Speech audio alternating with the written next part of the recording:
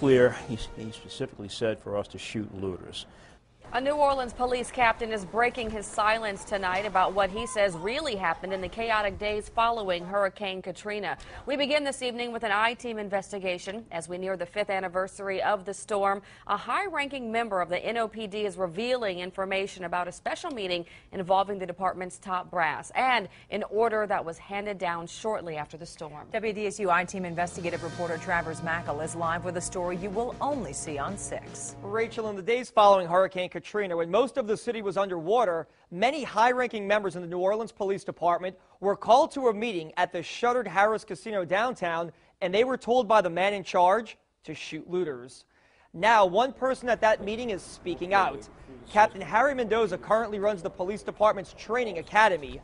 Mendoza and at least one other officer at that meeting both say then Deputy Superintendent Warren Riley, the man who would go on to become police chief in New Orleans, gave an order to everyone at the meeting that they were taking the streets back. The message, do what you have to do.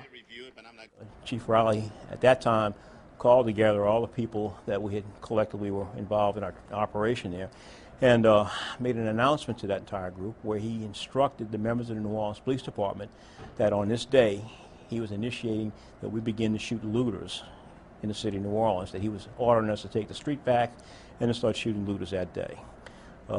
When questioned about that specific order, his response was, if you can sleep with it, I'm ordering it done. Mendoza says it's an order he refused to give. Warren Riley's attorney says the former superintendent knows about the situation, and if called to testify in court, he will answer the appropriate questions at the appropriate time. So what does this mean for the numerous federal investigations into the NOPD? Will it serve as a defense for the officers charged with murder and attempted murder? And what else is Mendoza saying about this meeting? We're working on that part of this developing story, and we'll have the answers for you tonight at 10. Rachel?